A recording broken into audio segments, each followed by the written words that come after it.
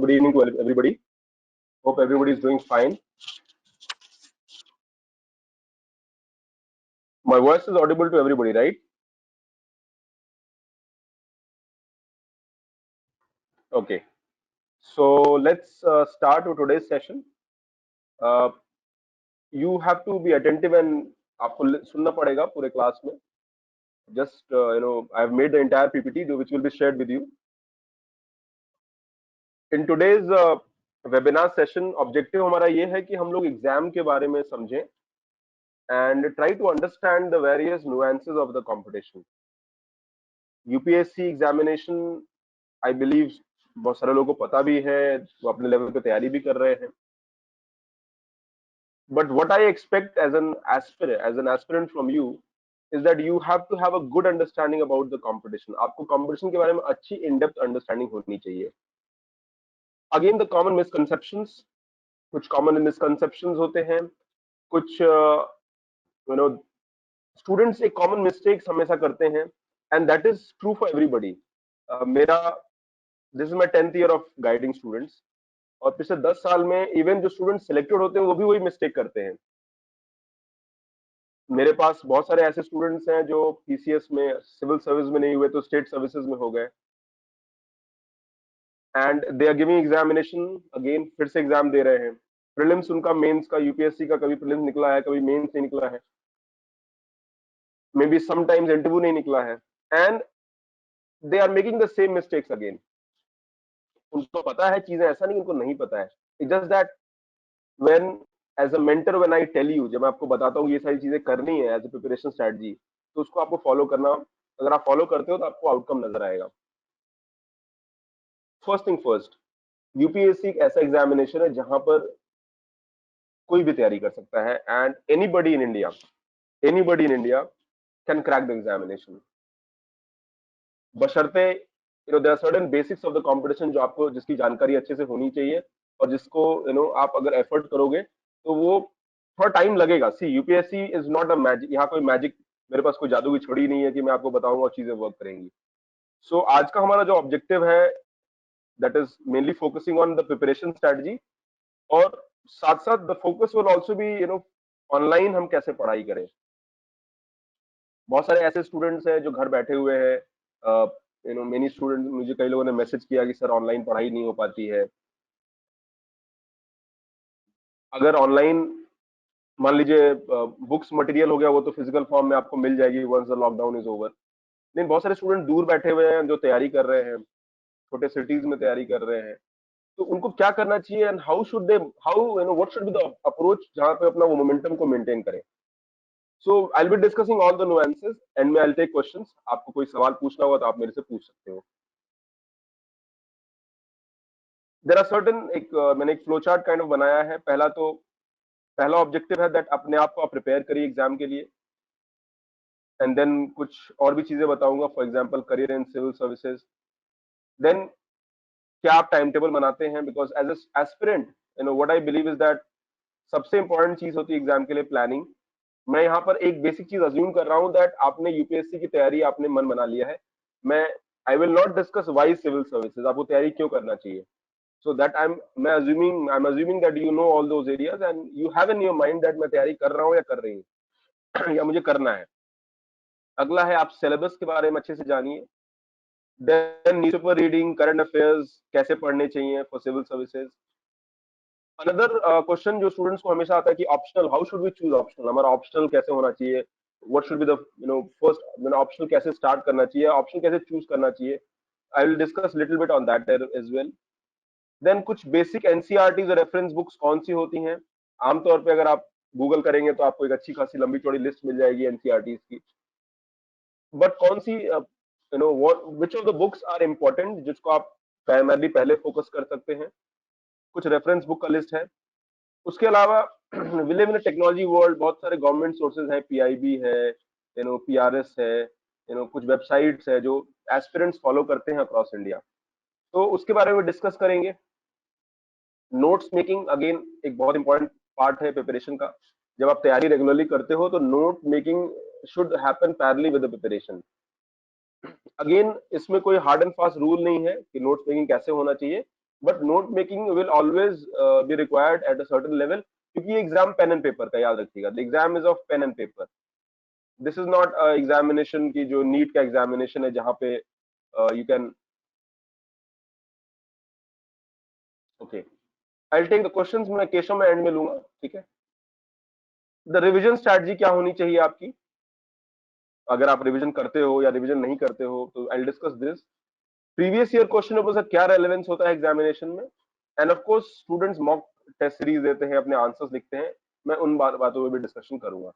So you know the focus here would be to discuss all those areas, and in the end I will take some questions.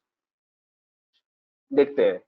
The first aspect is that आप mentally तैयार हो जाइए, that you are preparing for civil services.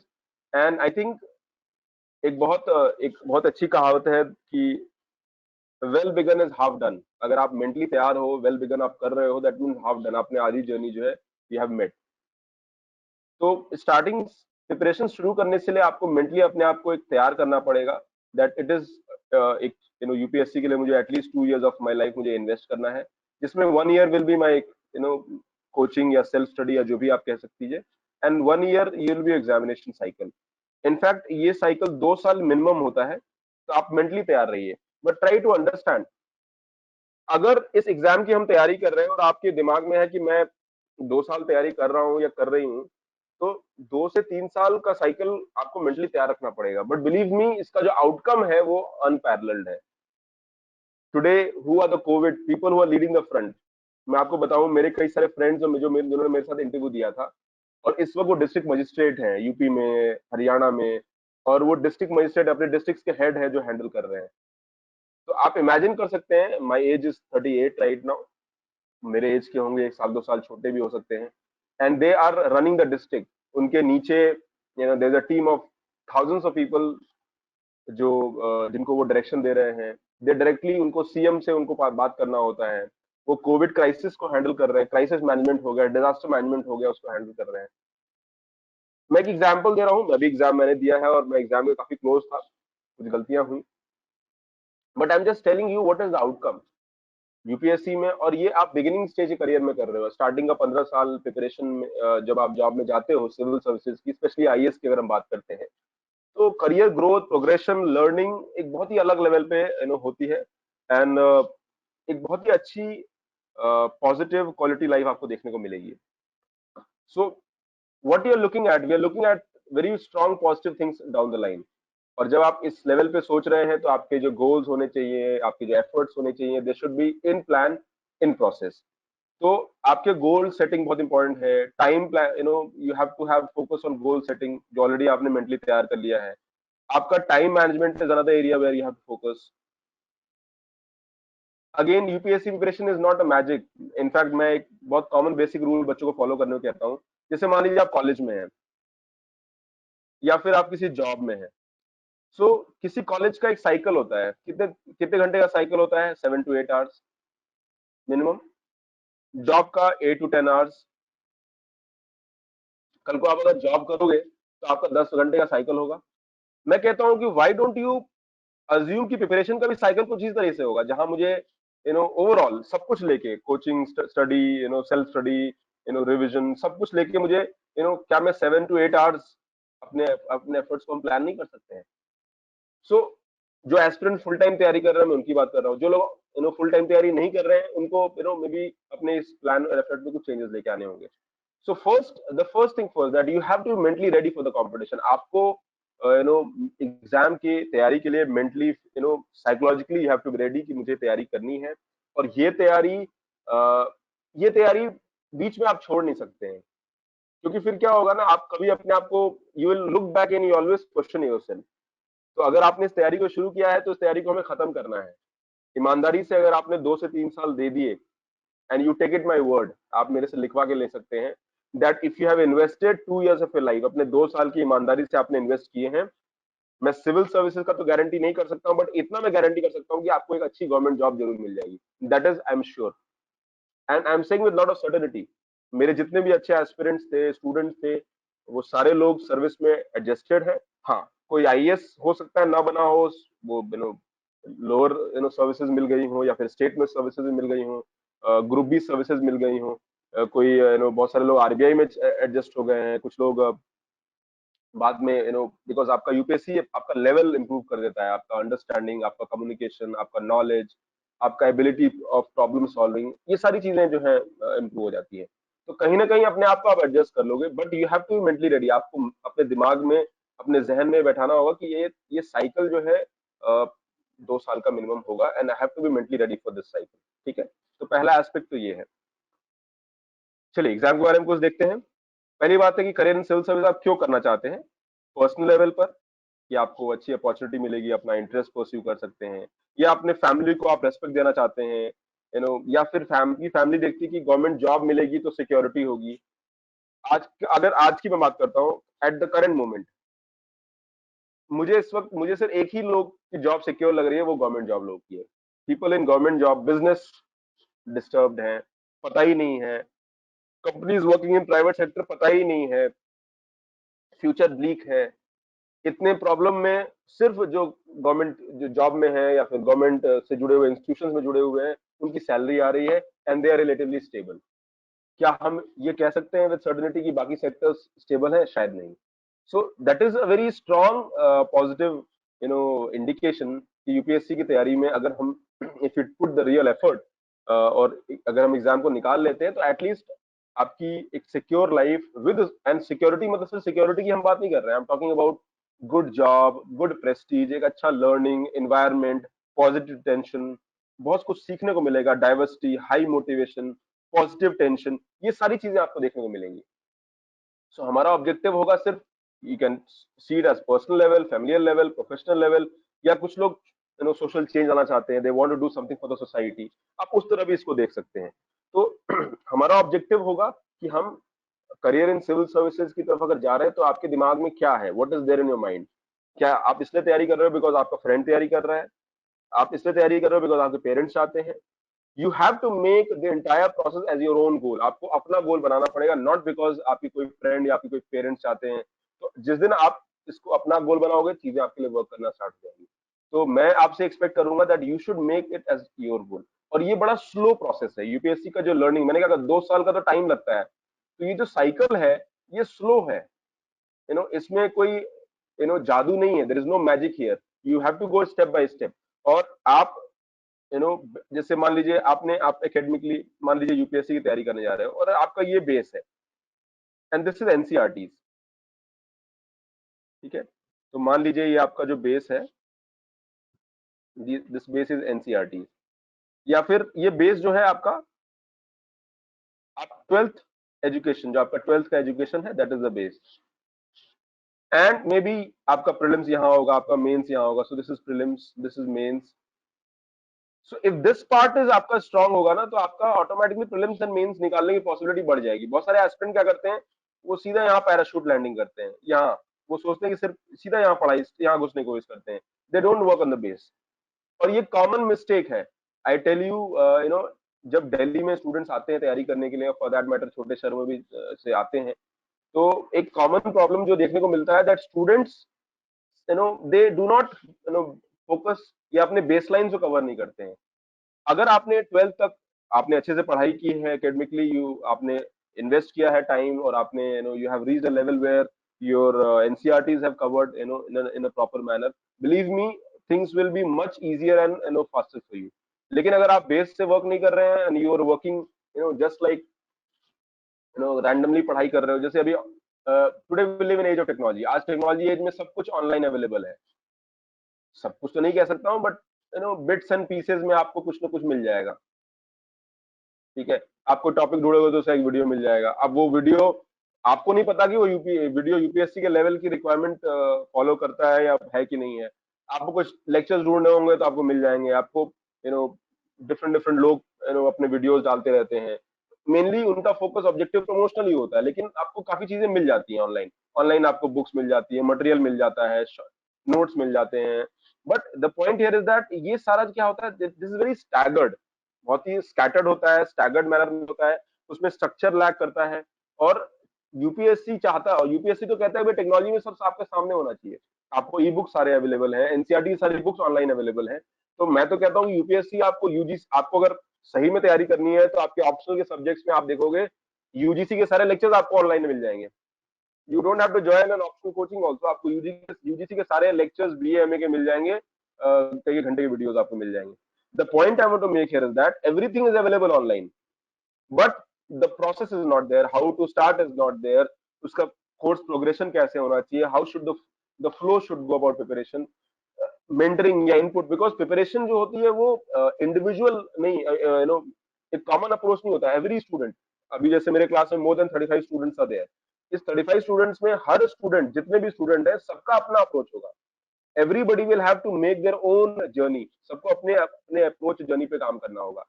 मैं ये जरूर कह सकता हूँ दैट स्टूडेंट्स में जर्नी में या अप्रोच में कुछ कॉमनैलिटीज हो सकती हैं, but eventually every journey will have to be your own.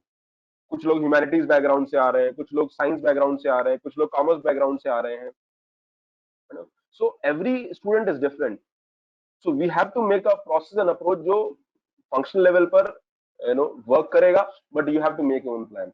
तो the objective of the entire orientation session या द सेशन इज टू कि आपको हम इस एग्जामिनेशन के बारे में अप्राइज करें, आपको इन्फॉर्मेशन दें, and I want to tell you few things, and believe me, may be 3 years 4 years या 2 years डाउन द लाइन जब आप सिलेक्शन आपका होगा या आप उस डायरेक्शन में काम करना शुरू करोगे, तो जो मैं बातें आपको कह रहा हूँ वो आपको वो आपके दिमाग में, जहन में आपको सुनाई देंगी या दिखाई देंगी। जब आप प्रीलिम्स का एग्जाम दोगे, सो सिंसियरली अगर आप दोगे, तो जो मैंने कहा है वो आपको समझ में आएगा कि अरे ये वर्क कर रहा है, ये नहीं वर्क कर रहा है। क्योंकि अभी क्या है, जस्ट अ मेयर फैक्ट जो आपको बता रहा हूँ। So career in civil services के रीजन क्या है? पहला तो मेरे हिसाब से ये है, आप में आपका भी कोई इनमें से रीजन होगा, and you have to be mentally you have to ask question कि मेरा रीजन कौन सा है। Then once the basic things are ready, आप टाइम टेबल बनाइए। एक एक बहुत बेसिक कॉमन मिसकंसेप्शन है दैट कैसे, as I said, start slow. Slow में आप एक बेसिक टारगेट बनाइए कि हाँ भाई, इस वीक से मैं स्टार्ट कर रहा हूँ, so I can start with 2-3 hours, next week मैं 3 को 4 आवर्स तक लेके जाऊंगी या ले जाऊंगा, and then eventually I will make it 4-5 hours in the beginning. पहले कुछ दिनों में या एक महीनों में आई विल नॉट एक्सीड, मैं ऐसा नहीं कि मैं 10 घंटा और कमरा बंद करके पढ़ना शुरू कर दिया। सी, ह्यूमेनली इट इज इम्पॉसिबल। एक एस्पिरेंट ये कॉमन गलती करते हैं कि वो ओवर द अपने प्रिपरेशन में ओवर स्ट्रेच कर लेते हैं, मोमेंटम यू नो बनाने पे काम नहीं करते हैं, रेगुलरिटी या कंसिस्टेंसी पे काम नहीं करते हैं। दे फोकस ऑन कि हाँ भी मुझे अभी कितना पढ़ना चाहिए, टिकटॉपर का वीडियो देख लिया और तुमने कहा कि हाँ भाई मैं 8-10 घंटा पढ़ता था। But I am more concern about the journey. तो आप अपनी जर्नी बनाइए एंड स्टार्ट स्लो, धीरे धीरे अपनी प्रिपरेशन में हैबिट डेवलप करिए। अगर आप सिर्फ 1 महीना या मे बी 30 डेज अगर आप एक बेसिक रूटीन फॉलो कर लेते हैं, तो सिस्टम अपने आप आपका बन जाएगा। शुरू का 15 to 30 डेज ही जो है चैलेंजिंग होता है। So first is you have to make a time table. Time table मतलब पढ़ने का नहीं, टाइम टेबल मतलब प्रिपरेशन को समझने का, उसमें सब सारा काम करना है। आप स्ट्रीमलाइन करोगे, पढ़ना स्टार्ट करोगे, उसमें जब पढ़ोगे तो आपको बहुत सारी चीजें समझ में आएंगी, समझ में नहीं भी आएंगी, because this examination is also about knowing. इस एग्जामिनेशन के 2 पार्ट है, एक तो स्टडिंग द कंपटीशन, यानी आप कंपटीशन को ही स्टडी कर रहे हो, ठीक है, सिविल सर्विस एग्जामिनेशन। और दूसरा, जब इस इंफॉर्मेशन के बेसिस को आप अपने स्टडी प्लान में या अपने इसको एकेडमिकली आप डायरेक्शन देते हो, सिलेबस फॉलो करते हो और ये सारा जो करते हो, तो हमारा ऑब्जेक्टिव आज का ये है कि that we have to study the competition, और उसके हिसाब से हमारी एफर्ट को टेलर मेड करना है। अब उसमें डेडलाइंस डेवलप करोगे नहीं करोगे, as a student I would expect you कि आप स्टार्ट करिए। जब जागो तब सवेरा। अगर आपके मन में चल रहा है 2 महीने बात करेंगे, 6 महीने बात करेंगे, अरे ठीक है, कर शुरू कर देखते हैं। मेरा एक फ्रेंड है, वो भी तैयारी करना चाहता है या करना चाहती है, जब वो करेगी तो मैं भी करूंगा। नो, लेट्स कॉलेज के एग्जाम की बात करेंगे, and you have an number of excuses. I am not saying that कि भाई आपको इंस्टीट्यूट ज्वाइन करिए या नहीं करिए, that is completely your call, but if it अगर आपके मन में जरा सा भी मेंटल मैन में अगर है कि तैयारी करनी है, तो believe me, right away, right start, right away. It is immaterial कि how much hours and effort you put, but you should start right away. So time table उस हिसाब से आप बनाओगे, स्टार्ट करोगे time table banana.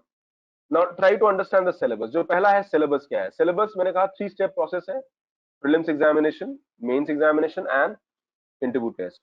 If I अगर मैं इसको पूरे try to understand the entire process, UPSC is about knowing India. अगर आप सिलेबस को बहुत अच्छे से परयूज करोगे, पढ़ोगे, देखोगे, if you try to analyse it, you will find that UPSC is about knowing India, it is about knowing what is happening in the country. कल को आप एडमिनिस्ट्रेशन में जाते हो और आपको आप इंडिया की प्रॉब्लम्स क्या है, इंडिया के इश्यूज क्या है, इंडिया के चैलेंजेस क्या है, इंडिया अनएम्प्लॉयमेंट हो गया, एजुकेशन हो गया, हेल्थ सेक्टर हो गया, या फिर गवर्नेंस हो गया, सिस्टम हो गया, इंटरनेशनल रिलेशंस हो गया, इंडियन सोसाइटी।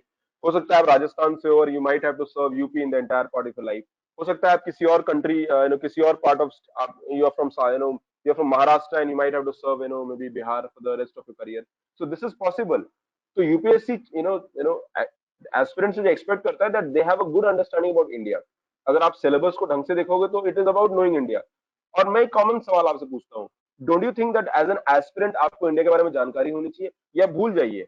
क्या आपको लगता नहीं कि as a common individual, as a student, या फिर as a common person, don't you think that you should have basic knowledge about India? मैं आपको बताता हूँ, I come across lot of people who have not been aspirant, वो private sector में job कर रहे हैं, वो कॉर्पोरेट में जॉब कर रहे हैं, वो कुछ गवर्नमेंट में भी जॉब कर रहे होंगे, but they are doing very well. And the reason why they are doing well, because उनका जो अपना जॉब और काम है वो तो अपनी जगह पर है ही है, but also because they are knowledgeable person, they are educated, they are mature enough to handle things. और वो एक इम्पॉर्टेंट ट्रेट है उनकी पर्सनालिटी में, या उनके आप कह लीजिए पूरे इकोसिस्टम में, या उनको उनके जॉब सिनेरियो में, जिनकी वजह से वो ग्रो करते हैं। नॉट बिकॉज उनको अपना टेक्निकल काम पता है, बट बिकॉज उनको इन जनरल इंफॉर्मेशन ज्यादा अच्छी है, वो इकोनॉमी के बारे में, बिजनेस के बारे में। When you go in the administration, ये कॉमन ट्रेड्स आपसे एक्सपेक्ट की जाती हैं। They want an aware person, a person who is aware, who has understanding about India, who knows things, updated है, who might have a leadership quality. Leadership quality नहीं भी होगी तो ट्रेनिंग आपको मिल जाएगी। It is not a rocket science, basic things they expect from you. जहां तक प्रिपरेशन की जो एक्सपेक्टेशन उनकी होती है, दे जस्ट वांट यू कि आप सिलेबस को ढंग से समझिए, and you have a bent of mind जहां पे आप प्रॉब्लम सॉल्व करो। सो यूपीएससी का सिलेबस जब आप पढ़ोगे तो UPSC is about knowing India in short. They want you to understand, and they want you to know कि इंडिया कैसे जो है काम कर रहा है, इंडिया में क्या होना चाहिए। एज आई मेंशन, 3 स्टेज है। पहला है प्रीलिम्स। प्रीलिम्स 2 पेपर होते हैं, पेपर 1, पेपर 2, एंड ये एमसीक्यू बेस्ड होता है, मल्टीपल चॉइस क्वेश्चन, और इसमें पेपर 1 के बेसिस पे ही हमारा मेरिट बनता है। पेपर 2 जो है वो सीसैट बोलते हैं, and this is qualifying in nature. Once you clear the prelims, जो कि जीएस पेपर 1 के कट ऑफ पे होता है, आप मेंस एग्जाम देते हो।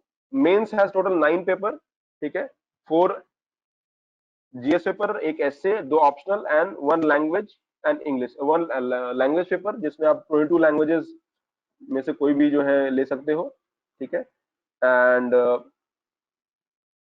English एनरल subject. तो ये आपके होंगे। इसमें से ये जो सब्जेक्ट है, SA, GS and optional, there are total 7 papers here. सो ये जो आपके 7 पेपर्स हैं, ये आपके मेरिट में काउंट होते हैं, ठीक है। एंड वंस यू, इसके मार्क्स प्लस इंटरव्यू के मार्क्स, जिसको हम लोग पीटी बोलते हैं, पर्सनैलिटी टेस्ट, फाइनल सिलेक्शन आपका होता है। So this is about the entire civil service examination. Prelims is just a filtering process. Prelims जो होता है ना, दे फिल्टर द स्टूडेंट, जो जेन्युइन एस्पिरेंट होते हैं, they just filter it.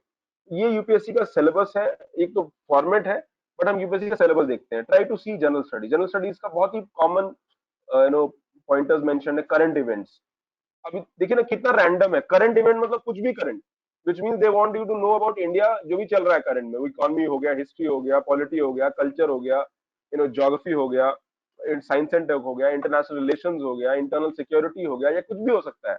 Disaster management हो गया। अभी हम लोग का क्या चल रहा है, हम लोग का right now we are witnessing a disaster. So पूरा फोकस गवर्नमेंट का डिजास्टर मैनेजमेंट में है। प्रिपेयर्डनेस हो गया, प्लानिंग हो गया, एग्जीक्यूशन हो गया, ठीक है। And at the same time economy की प्रॉब्लम समझने की कोशिश कर रहे हैं, इकोनॉमी को रीसेट करने की कोशिश कर रहे हैं। सो करंट इवेंट बहुत इंपॉर्टेंट है। हिस्ट्री ऑफ इंडिया, यानी हिस्ट्री हो गया। ज्योग्राफी, पॉलिटी एंड गवर्नेंस, यानी कॉन्स्टिट्यूशन की हम बात कर रहे हैं यहाँ पे। Economics, environment, biodiversity, climate change, यानी इन्वायरमेंट की बात हो रही है। And science. तो देखिए ना टोटल कितने सब्जेक्ट है, 1 2 3 4 5 6 7। तो ये टोटल 7 एरियाज है जो हमें कवर करने होते हैं।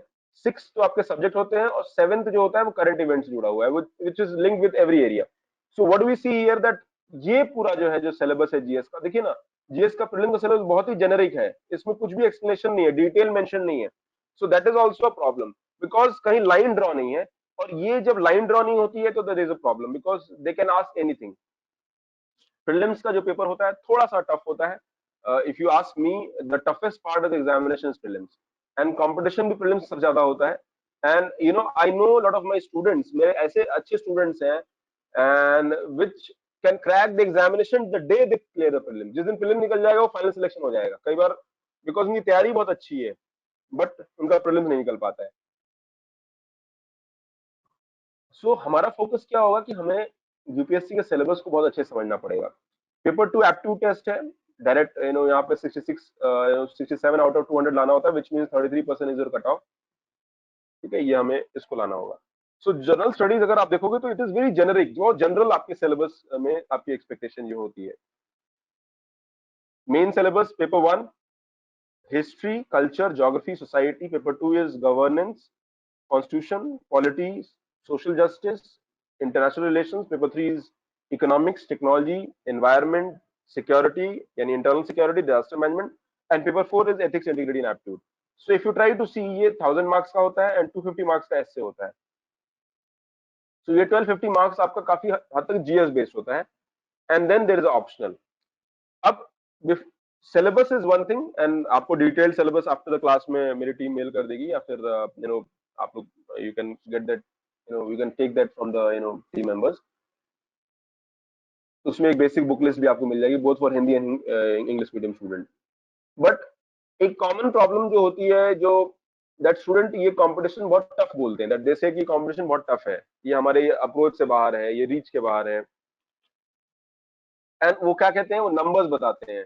एक फियर साइकोसिस जो है डेवलप किया जाता है, देयर इज अ फियर साइकोसिस। ठीक है, एंड दिस फियर साइकोसिस इज प्रॉब्लमेटिक। कोचिंग्स वाले फियर साइकोसिस क्रिएट करते हैं, अरे इसमें तो आप किसी से कह दो कि तैयारी करने जा रहे हैं तो अरे इस वहां तो बहुत टफ होता है, और पता नहीं क्यों हर आदमी या हर इंडिविजुअल का रिलेशन में कोई होता है जो एग्जाम निकाला होता है या नहीं निकाला होता है। So you have so many people around you जो कि आपको इस एग्जाम के बारे में डरा रहे हैं या बता, या फिर आपको डिस्करेज कर रहे हैं। बहुत कम लोग होंगे जो आपको इनकरेज करेंगे, क्योंकि ये गवर्नमेंट एग्जामिनेशन है and that too one of the top examination of the country.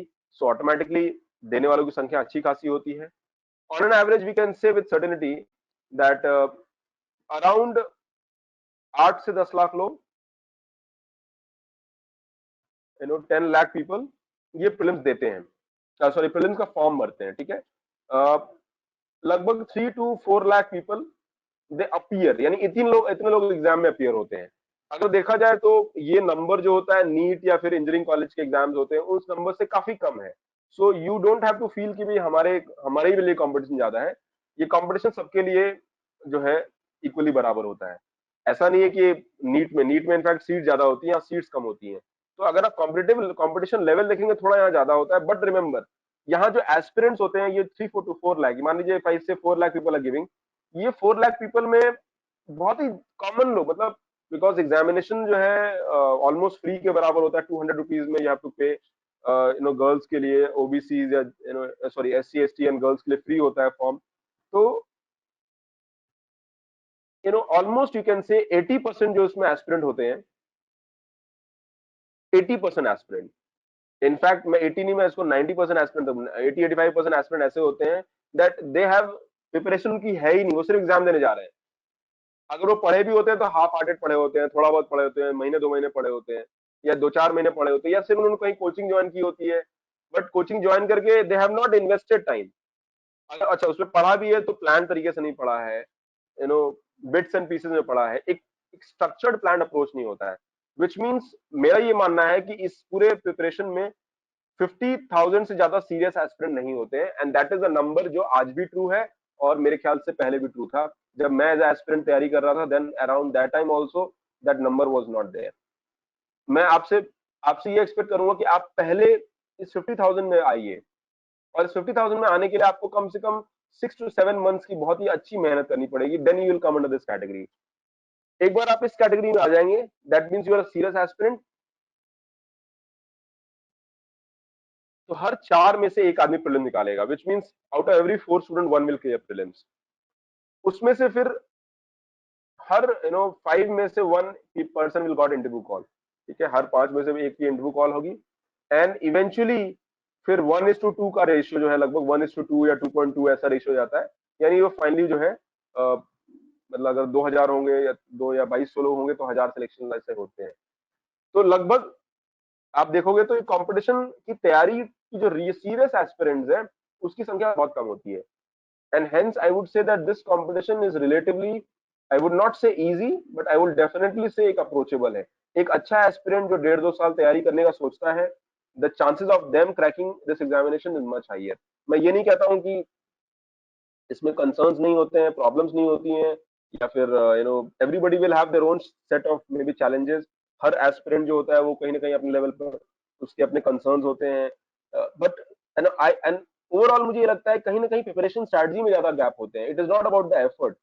मैंने बहुत सारे ऐसे बच्चों को देखा है बहुत ज्यादा एफर्ट करते हैं बट वो प्रीलिम्स नहीं निकाल पाते हैं, और मैंने बहुत ऐसे बच्चों को भी देखा है जो कि they just hit bang on the target, because उनका अप्रोच और प्रिपरेशन जो प्लानिंग या एग्जीक्यूशन बहुत अच्छा होता है, मेटिकुलस होता है।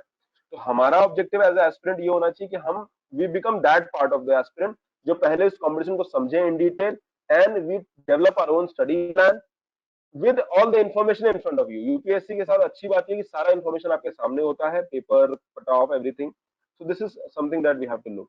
तो हमारा ऑब्जेक्टिव ऑन एन एवरेज 800 से 1000 वैकेंसीज आपकी रहती हैं। ये 2018 का है। सडनली नंबर कम हो गए, तो सीट्स कम थी तो नंबर भी कम हो गए, तो एस्पिरेंट्स नंबर्स ऊपर नीचे होते हैं। अराउंड 900 के आसपास जो है वैकेंसीज आपको इस साल भी लगभग मिल रही हैं। तो we have such vacancies that we have now. As I mention, UPSC में पहली चीज सिलेबस है, that you have to good and आपको सिलेबस को अच्छे से समझ में आना चाहिए। एवरी नेक्स्ट 1 ईयर या ऑलमोस्ट फ्यू मंथ्स तक आप डेली सिलेबस को 10 मिनट्स इन्वेस्ट करिए, read the syllabus on a daily basis.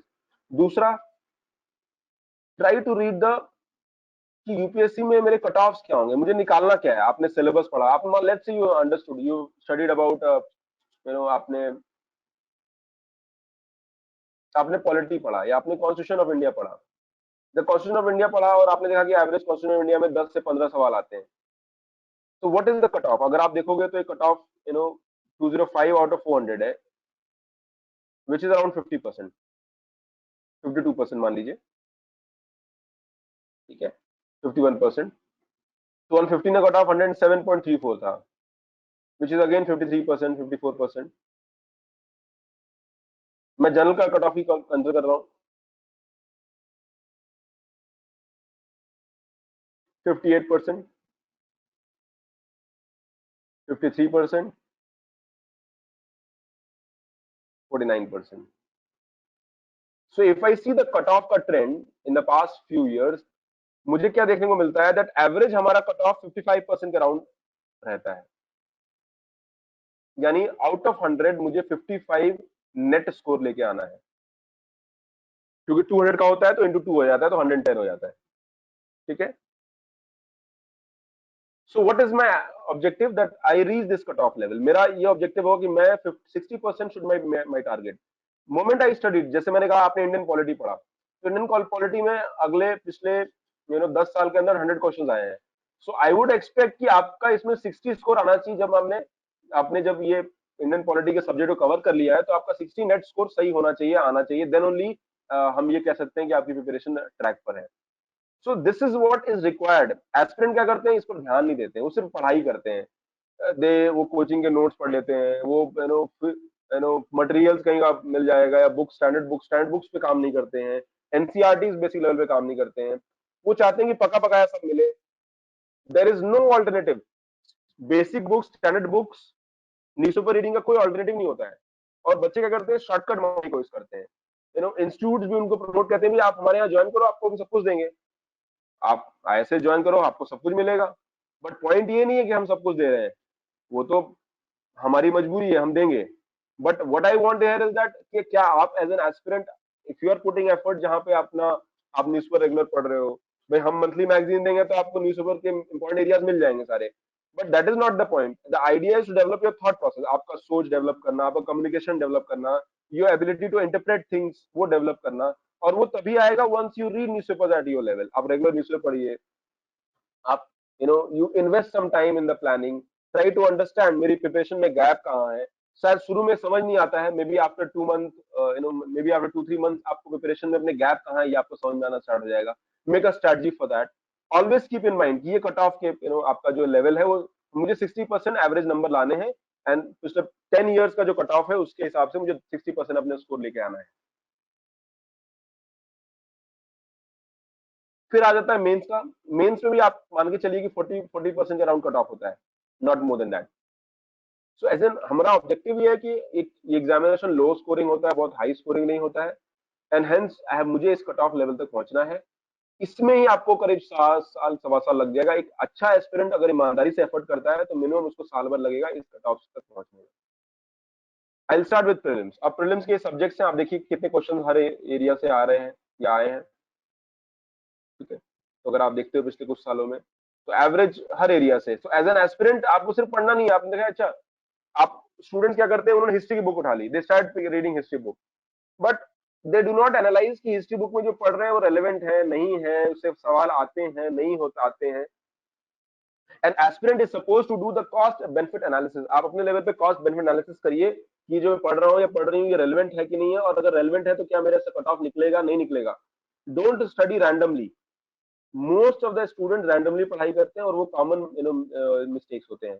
मैं आपको बताऊं, जो कट ऑफ 60 है, यानी मान लीजिए 110 आप लेके 55 यानी 110 या 200 मिला रहे हो, जो 130 स्कोर लेके आ रहे हैं वो भी वही बुक्स फॉलो कर रहे हैं, और जो 50 लेके आ रहा है वो भी वही बुक फॉलो कर रहा है. फर्क क्या है, द स्टूडेंट जो अच्छे एस्पिरेंट होते हैं वो दे अंडरस्टैंड कंपटीशन बेटर, और उनकी जो प्रिपरेशन स्ट्रेटजी होती है वो बहुत फोकस्ड होती है. आप कम पढ़ो, सॉलिड पढ़ो. इट इज नॉट अबाउट कि आप यूपीएससी आपको कहता है कि आप 50 किताबें पढ़ो, ऐसा जरूरी नहीं है. आपको आप कम किताबों में भी एग्जाम इजीली निकाल सकते हो. You have to focus on the right skills. ठीक है, so these are the cut off. तो आपका ऑब्जेक्टिव क्या होगा कि आप एनालाइज करोगे, हाँ भाई यहाँ से आपको पॉलिटी से एवरेज 12-15 क्वेश्चन मिलेंगे, इकोनॉमी से आपको 15 to 18 क्वेश्चन मिलेंगे, सॉरी हिस्ट्री से आपको 15 क्वेश्चन के राउंड मिलेंगे, पॉलिटी में 10 to 12 क्वेश्चन, आपको 12-15 क्वेश्चन मिलेंगे ऑन एवरेज. इकोनॉमिक्स में आपको 15 to 18 क्वेश्चन मिलेंगे. ज्योग्राफी में you might get again geography environment को मैं साथ में लेता हूँ. So here you can get around 30-35 questions in UPSC. Current affairs हर साल आपको वेरी करेगा, बट करंट अफेयर नहीं से जुड़ा हुआ है history polity economy science and tech. तो यहाँ करंट अफेयर भी आपको मान के चलिए कि 20% आपको मिलेगा ही मिलेगा. साइंस एंड टेक में भी 10 to 12% क्वेश्चन मिलेंगे. यानी कहने का मतलब हर एरिया का अपना एक इंपॉर्टेंस है. मैं ये नहीं कहता हूं that this number will not change, ये नंबर मोटा मोटी इतना ही रहेगा. मे बी 1-2 मार्क्स ऊपर नीचे हो सकता है, बिकॉज इन 1 ईयर में भी इस एरिया से क्वेश्चन ज्यादा पूछे जाएंगे, इस एरिया से क्वेश्चन कम पूछे जाएंगे. बट एज एन एस्पिरेंट आपको ये समझना बहुत जरूरी है, आपके दिमाग में पिक्चर क्लियर होनी चाहिए, और ये सारी चीजें आपको वर्बैटिम वर्ड बाय वर्ड पता होना चाहिए. अब एक आपको मैं छोटा सा, I want to tell you how human brain works. I am sure आप सभी लोगों ने ग्रेजुएशन किया होगा या कर रहे होगे या कॉलेज में है. If you try to go and look back, और मैं जब देखने की कोशिश करता हूँ कि यूपीएससी जो कोचिंग यूपीएससी की तैयारी हम करते हैं, तो ऐसा क्या होता है कि एक अच्छा एकेडमिक स्टूडेंट जो बच्चा होता है जो 95% स्कोर कर रहा है, 90% स्कोर कर रहा है, वो भी प्रीलिम्स नहीं निकाल पा रहा है. लेकिन एक दूसरा एस्पिरेंट जो शायद एकेडमिकली इतना स्ट्रांग नहीं है, एक एवरेज स्टूडेंट रहा है, और सिलेक्ट हो जाता है. कुछ ऐसे ट्रेड्स होते हैं जो शायद प्रिपरेशन के लिए इंपॉर्टेंट होते हैं. And for that we have to understand how human brain works. शायद आपने कभी किसी ने आपको बताया भी होगा, there are brain has two part. एक तो लेफ्ट पार्ट ब्रेन होता है, राइट पार्ट ब्रेन का होता है. जो left part and right part होता है, तो अगर आप देखोगे तो उनके अपने अपने एरियाज होते हैं, उनके फंक्शंस होते हैं. फॉर एग्जांपल, जो लेफ्ट हेमिस्फीयर है ब्रेन का, that focuses on logic and rationality. आप maths, analytical skills, reading writing करते हो, तो ये सारा जो है आपका लेफ्ट हैंड हेमिस्फीयर का जो एरिया है. यानी आपका जो लेफ्ट होता है, left side of brain, that controls all these areas. तो इसको हम लोग लेफ्ट हेमिस्फीयर करते हैं. और these people are right hand control. ठीक है ना। दूसरा जो होता है वो राइट हेमिस्फीयर होता है। ये जो राइट हेमिस्फीयर होता है, they focus on the areas like emotions, creativity, imagination, sensitivity, empathy, humanism, compassionate होना। जैसे आपने देखा होगा आर्टिस्ट, यू नो, जैसे आप कोई एक्स्ट्रा कोकुलर एक्टिविटीज कर रहे हो, डांस कर रहे हो, म्यूजिक कर रहे हो, तो ऑटोमेटिकली आपके अंदर ये सारे स्किल डेवलप हो जाते हैं। एंड ये जो राइट हेमिस्फीयर होता है, it is about creativity and it is a long term memory. कहने का मतलब कि अगर आपने कोई स्किल सीखा तो ये that skill will remain with you irrespective of whatever happens. वो स्किल वापस नहीं जाएगा, वो स्किल आपके साथ रहेगा ऑलवेज। बट आपने कोई मैथ्स पढ़ा, आपने कोई सब्जेक्ट, आपने न्यूज़पेपर पढ़ा, या आपने कुछ रीडिंग राइटिंग करी, वो शॉर्ट टर्म मेमोरी होती है। आपने पूरा एक सिलेबस, आपने एनसीईआरटीज पढ़ ली, आपने यू रेड इट वंस और आपको लगता है याद रहेगा, बट 3 महीने बाद, 2 महीने बाद, 20 दिन बाद आपको कुछ याद नहीं रहेगा। बट अगर आपने कोई स्किल सीखी है, let's say you have learn how to write, अच्छा लिख सकते हो, अच्छा सोचना यानी थॉट प्रोसेस, ये एक तरह से क्रिएटिविटी वाला एरिया है। UPSC wants to have a balance of both areas. हमारा जो एजुकेशन सिस्टम है वो हेवीली बायस्ड है इसकी तरफ, ठीक है। Our education system is heavily biased towards nurturing of left hemisphere. School में, कॉलेज में आपने क्या देखा, मैकेनिक प्रोसेस है, मैकेनिकल है, रोबोटाइजेशन हो जाता है। आपको बुक दे दे, कहना ये बुक पढ़ लो, बोर्ड में नंबर 95 नंबर आ जाएंगे। आपने बुक पूरी चाट ली और आपके 95 नंबर आ गए। मैं कहता हूँ वो बुक मत पढ़ो, या पढ़ ली अच्छी बात है, can you explain the book and and आप एक्सप्लेन करिए, एक छोटा सा पैराग्राफ, एक आर्टिकल लिखिए, उस पूरे बुक का समरी लिख दीजिए। एग्जैक्टली जो कंसेप्ट या टॉपिक्स पढ़े हैं, क्या आप उसको बहुत कम शब्दों में अपने लेवल पे create, do you have the creativity to explain और not. Let's focus on those areas. So मैं ये एक्सपेक्ट करता हूँ कि एस्पिरेंट्स को, कि वो इन बातों पे ध्यान दें जहां they are focusing on developing their skills. You are focusing on maybe developing the right hemisphere. Left hemisphere automatically developed है, राइट हेमिस्फीयर का डेवलप करना बहुत जरूरी है, और इसी में टाइम लगता है, because it is more about skills. So this will take some time. और हमारा जो है, अगर ये वाला हेमिस्फीयर यूपीएससी में, अगर आपको बहुत अच्छे मैथ्स या साइंस में हो, तो मतलब नहीं कि आप सेलेक्ट हो जाओगे। ये पार्ट अगर आपका वीक है तो आप अच्छा ऐसे नहीं लिख पाओगे। ये पार्ट आपका वीक है तो अपने बात के अंदर आप जो कम्युनिकेशन कर रहे हो उसमें एक लॉजिकल इंटरप्रिटेशन नहीं होगा, या लॉजिकल होगा भी तो जो यूपीएससी की रिक्वायरमेंट उस लेवल पे नहीं पहुंचेगा। यूपीएससी में आप पढ़ोगे तो आपको पढ़ना भी है, सोचना भी है, take a walk, think about that issue. And UPSC is not concern कि भाई किताब में क्या लिखा है, यूपीएससी इज मोर कंसर्न कि आपकी अपनी अंडरस्टैंडिंग क्या है उस इश्यूज के बारे में। And that is where the right part of the brain is very important. तो हम लोग को बैलेंस को फोकस करना है, ये पार्ट ऑलरेडी नर्चर्ड होता है। जब एनसीईआरटीज पढ़ते हो, तो एनसीईआरटीज आप बुक अगर ध्यान से देखोगे तो NCERTs books are written very different में। They are focusing on developing your understanding, they are focusing on maybe sensitizing you। आपके अंदर एक इमोशन भी डेवलप करते हैं, कंपैशन डालने की कोशिश करते हैं, आपने सोशल इश्यूज के बारे में कुछ पढ़ा। सो समवेयर एजुकेशन सिस्टम का ऑब्जेक्टिव ये होना चाहिए, आइडिया बिहाइंड यूपीएससी प्रिपरेशन की एक अवेयरनेस आपके अंदर डेवलप हो जाए, अंडरस्टैंडिंग डेवलप हो जाए। So that is how, so we have to focus on ensuring that the both part of the brain are functional. Prelim के साथ कुछ मेन का सिलेबस ऐड हो जाता है, world history, Indian society, IR, polity, governance, internal security, social issues, disaster management, ethics, integrity. ये लगभग मान के चलिए 25 to 30% सिलेबस का होता है। यानी टोटल जो सिलेबस होता है 100, उसमें 70 प्रीलिम्स और मेंस में कॉमन होता है। And there are some 25 to 30% syllabus ऐसा होता है जो स्पेसिफिकली मेंस बेस्ड होता है। और मेंस का एग्जामिनेशन बहुत अलग होता है। प्रीलिम्स एग्जामिनेशन एमसीक्यू बेस्ड होता है, but mains examination is entirely about good communication, effective communication is about skill. Mains examination पूरा पूरा आपके कौशल, आपके स्किल पर फोकस करता है। अगर आपका स्किल अच्छा है, लिखने वाला, सोचने वाला, आप कम भी पढ़े हो लेकिन आप मेंस में नंबर आ सकते हैं, ठीक है। अब स्किल कैसे डेवलप करें, थॉट प्रोसेस कैसे डेवलप करें, और यहाँ आ जाता है newspaper reading. Newspaper reading is the key. Current affair हो गया, जनरल इश्यूज हो गए जो चल रहे हैं अभी। So our objective is that newspaper reading पे आप ज्यादा फोकस करिए। Daily invest at least 1.5 hour on the newspapers. और आपको सारा मटेरियल, नोट्स फ्री सब मिल रहा है, या इंस्टीट्यूट में ज्वाइन किया वहां मिल रहा है, it is completely okay. I would still expect कि आप फोकस करिए न्यूज पेपर रीडिंग पे। कई बार क्वेश्चन डायरेक्टली या इनडायरेक्टली करंट अफेयर से आते हैं। करंट अफेयर्स का जो रेलेवेंस होता है यूपीएससी में वो कहीं ज्यादा होता है, कहीं ज्यादा होता है। तो हम लोग यूपीएससी के जो करंट अफेयर का इश्यू है उसको हम ग्रांटेड पे ले नहीं सकते हैं ना। एक और एस्पेक्ट होता है ऑप्शनल चूज करना। मोस्ट ऑफ द एस्पिरेंट जो जो मुझे मिलते हैं वो उनके पास हमेशा एक सवाल होता है कि सर व्हाट अबाउट ऑप्शनल, मैं क्या चूज करूं। ऑप्शनल चूज करना एक ट्रिकी गेम होता है, स्पेशली बिकॉज स्टूडेंट्स को पता नहीं होता है। जैसे आपने ग्रेजुएशन किया, हो सकता है आपने ग्रेजुएशन वो अच्छे से किया है, तो मान लिए यू आर पॉलिटिकल साइंस के आप ग्रेजुएट हो या कॉमर्स के ग्रेजुएट हो, बट हमारे यहाँ ग्रेजुएशन कैसे की जाती है बताइए? आपको लगता है सीरियसली ग्रेजुएशन की जाती है? आपको लगता है कि really in real sense invest कर किया जाता है ग्रेजुएशन टाइम में अपने पढ़ाई पर? कॉलेज रेगुलर जाते हो, पढ़ाई अच्छे से करते हो, या ओपन किया है तो ओपन की क्लास अटेंड कर रहे हो, असाइनमेंट्स कर रहे हो, या कॉपी पेस्ट कर रहे हो? So the problem here is that कि मेनी टाइम जब आप ऑप्शनल जो सब्जेक्ट आपने ग्रेजुएशन में किया है वो भी आप ढंग से आपका तैयार नहीं होता है। यूपीएससी चाहता है कि आपका एटलीस्ट ग्रेजुएशन लेवल तक आपका ऑप्शनल रेडी होना चाहिए, यानी ग्रेजुएशन लेवल तक आपका ऑप्शनल सब्जेक्ट रेडी होना चाहिए।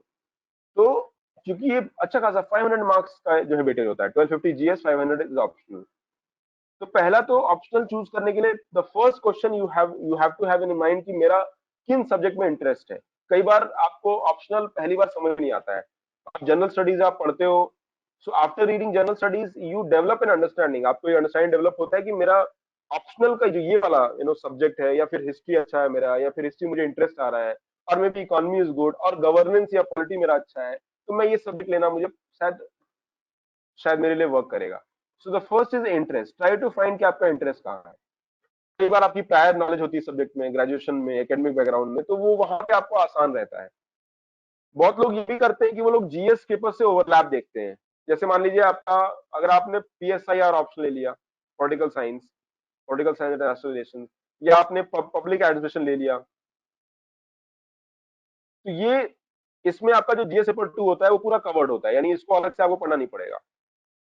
आपने अगर सोशियोलॉजी लिया, तो सोशियोलॉजी में आपको इंडियन सोसाइटी, सोशल इश्यूज वो पढ़ना नहीं पड़ेगा, बिकॉज ये चीजें बहुत डेप्थ में सोशियोलॉजी में आप पढ़ोगे, यानी इसकी अंडरस्टैंडिंग आपको बहुत आसानी से आ जाएगी। अगर आप ज्योग्राफी पढ़ रहे हो, ऑप्शन ले रहे हो, तो ज्योग्राफी आपका प्रीलिम्स में बहुत हेल्प करता है, मेंस में हेल्प करता है। मेंस में पेपर 1 में पूरा आपका काफी हेल्प करेगा, ऑलमोस्ट 1/3 पेपर आपका ज्योग्राफी से आता है। ज्योग्राफी आपका डिजास्टर मैनेजमेंट में हेल्प करता है। ज्योग्राफी आपका जो है एग्रीकल्चर हो गया, इंडस्ट्री हो गया, इन एरियाज में हेल्प करता है। तो आप देखो ना, ये पार्ट जीएस के सिलेबस है, इसमें कवर हो रहा है। कुछ लोग फिलोसफी लेते हैं, साइकोलॉजी लेते हैं, उनको कहीं हेल्प मिलती है तो एथिक्स में मिलती है। पब्लिक एडमिशन वालों को भी एथिक्स में हेल्प मिलती है। सोशियोलॉजी वालों को एसए में बहुत हेल्प मिल जाती है, बिकॉज सोशल इश्यूज पे आपको एसए बहुत लिखने पड़ते हैं।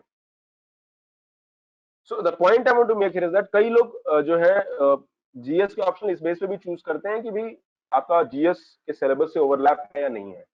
सो I would expect that don't follow that. First approach should be कि आपका इंटरेस्ट किस सब्जेक्ट में है। इंटरेस्ट डेवलप नहीं है या नहीं उसकी अंडरस्टैंडिंग है, थोड़ा टाइम लीजिए, जीएस थोड़ा पढ़ लीजिए, and may be you can identify the interest.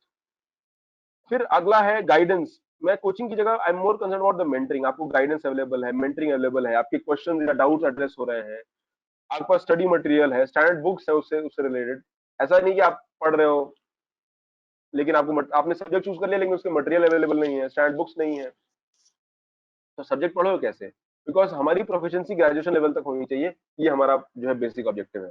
तो चूजिंग ऑप्शनल अपने आप में एक इंपॉर्टेंट डिसीजन होता है। It will take some time, but important होता है यहाँ पे। बेस्ड ऑन दीज एरियाज आप ऑप्शन चूज कर सकते हो। स्पेसिफिकली ऑप्शन चूज करने में किसी को डाउट होगा तो मुझे इंडिविजुअली कॉल करके रीच आउट कर सकता है, and they can take inputs from मी।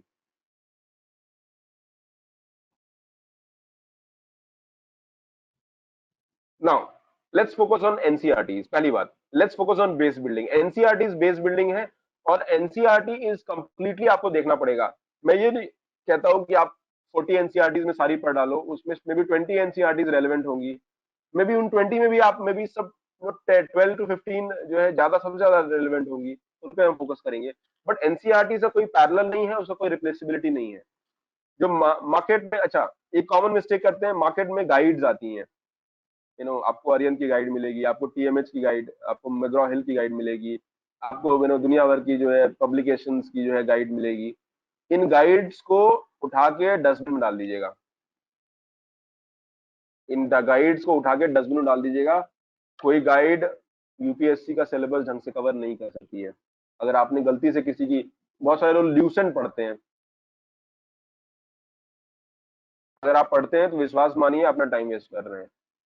और मैं किसी एग्जामिनेशन की बात कर रहा हूँ, किसी साल में मे बी वन एरिया से कहीं से क्वेश्चन आ गए, दो क्वेश्चन आ गए, डज नॉट मीन वो वैसे भी उस बेसिक बुक पढ़ोगे तो क्वेश्चन वैसे भी सॉल्व हो जाएंगे। So never ever rely on guides. मैं ये नहीं कहता हूँ गाइड्स अच्छी नहीं है, but most of the guides are very bad. उसमें कोई सेक्शन अच्छा हो सकता है, कोई एरिया हो सकता है, बिकॉज ये गाइड्स कौन बनाता है मालूम है आपको? ये एस्पिरेंट्स बनाते हैं, टीचर नहीं बनाते हैं। तैयारी किया आपने, मेंस दिया, इंटरव्यू दिया या नहीं दे पाए, आपको नॉलेज यूपीएससी की होगी, तो आपने एक गाइड, आपने, आपको जो पब्लिकेशन वाले होते हैं कांटेक्ट करते हैं, कहते हैं आप कुछ लिख सकते हो, तो आपसे इनपुट ले लिया। आपको कल आपका सिलेक्शन हो गया, आप आईएएस बन गए, आईपीएस बन गए, तो आपको पब्लिकेशन वालों ने कांटेक्ट किया, कहा कि भाई अपना यू नो हमें गाइड बनाने में हेल्प कर दीजिए। उसकी फोटो भी लगा देंगे, बड़ी सी गाइड में फोटो लगा देंगे, compiled by so and so topper blah blah blah. उस भाई ने क्या किया, अपने जो नोट्स हैं उसी को टाइप किया, डाल दिया, कुछ तो इधर उधर से मिला के एक आपके सामने रख दिया। या फिर उन्होंने क्या किया, जितने भी अच्छे सोर्सेज हैं सबका एक कट कॉपी पेस्ट बनाया, एक अच्छा सा मिक्सचर बनाया और बुक में डाल के दे दिया। स्टूडेंट ने बेसिक बुक पढ़ा नहीं, अंडरस्टैंडिंग डेवलप हो नहीं रही है, और फिर वो क्या करेगा, ही और she is under a vicious cycle, एक ऐसे साइकिल में फंसा हुआ है जहां उसकी प्रिपरेशन डेवलप ही नहीं हो रही है। मैं आपको एक किताब दे दूं जिसके बारे में, और वो किताब या उस सब्जेक्ट आपने पढ़ा नहीं है, बेसिक्स नहीं पढ़े हैं, एंड जो आप फैक्ट, जो किताब में जो आपको कंप्लीटली ओनली फैक्ट नजर आ रहा है, do you think that this will work? आपको ऐसा लगता है कि आपकी तैयारी हो पाएगी? शायद नहीं। ये कॉमन मिस्टेक एस्पिरेंट्स की होती है, गाइड्स फॉलो करना या कोचिंग के मटेरियल फॉलो करना। कोचिंग के बुकलेट्स बहुत सारे लोग मंगा लेते हैं, अच्छी बात है, मैं ये नहीं कहता हूँ बुकलेट्स खराब है, बट मैं कहता हूँ विदाउट रीडिंग एनसीईआरटी पे मत जाइए आप ब्लंडर कर रहे हैं।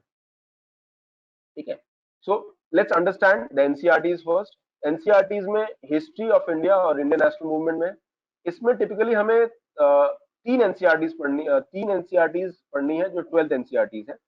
अब इसमें आप देखोगे थीम्स 1 2 3 है, तो थीम वन, जो थीम वन है, थीम्स इंडियन हिस्ट्री वन,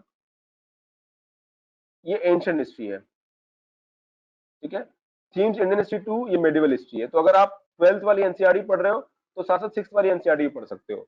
अगर आप हिस्ट्री बैकग्राउंड से हो तो आप सीधे सीधा 12th पढ़ो, डोंट रीड 6 7 8। बाद में आप फाइन आर्ट्स का 11th का एनसीईआरटी देख सकते हो। ठीक है, अगर आपने ढंग से थीम्स पढ़ी है तो इनकी पढ़ने की जरूरत नहीं है। बट हिस्ट्री में एक चीज और ध्यान देनी होगी, in history you always will read old NCERTs.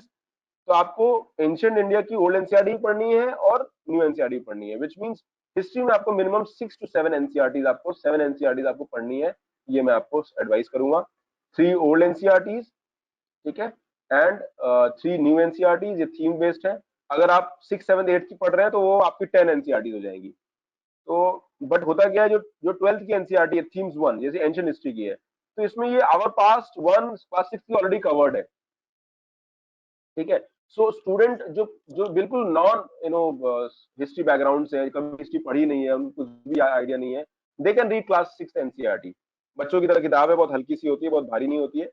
But अगर आपको लगता है कि नहीं आप मैनेज कर सकते हो तो you can directly go with 12th NCERT. ये हमारा जो है फोकस होगा एनसीईआरटी से पढ़ने से।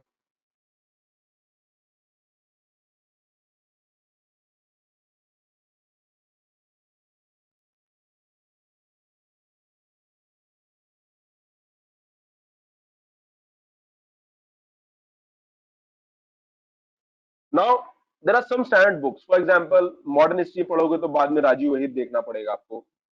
If you want to read write good answers in mains तो आपको बिपिन चंद्रा एक बार पढ़ना पड़ेगा। कोई एक स्टैंडर्ड बुक उठाइए हर सब्जेक्ट की, मल्टीपल बुक्स मत पढ़िए। Don't read 5 history books. क्या करते हैं बच्चे, अल्बाशम पढ़ लेंगे, उसके बाद कोई स्टैंडर्ड बुक्स आप जो है रोमिला थापर की किताब लेके आओगे, and you will try to do PhD. Completely avoidable strategy. आप एनसीईआरटी पे स्टिक करिए, बेसिक्स पढ़िए। Once your basics are read, at the max you have to read one standard book. उसके बियॉन्ड जाने की कोशिश मत करिए, you are making a blunder. Coming to geography, geography में आपकी ये जो 4 एनसीईआरटीज हैं ये आपको देखना पड़ेगा। Fundamental physical geography, physical environment, human geography, India economy, people, और ये 4 एनसीईआरटीज पढ़ना है। और साथ में बाद में जीसी लियोंग आप पढ़ सकते हो, ठीक है, यही पतली सी किताब है। तो ये टोटल आपके 5 बुक्स देखना है। इसमें 4 एनसीईआरटी बेस्ड अप्रोच आपका रहेगा। Atlas is a regular thing that आपको साथ बिल्कुल होना चाहिए। और एटलस में कोई भी आपने चीजें न्यूज में देखा, आपने देखा कहीं न्यूज में रोमानिया आ गया, कहीं रोमानिया में कुछ हुआ है, न्यूज में आ गया, तो एक कॉमन जो अप्रोच एस्पिरेंट का होता है, अरे होगा कुछ, मुझे क्या फर्क पड़ता है, रोमानिया न्यूज में है, how does it matter what is Romania. But as an aspirant you should be very curious.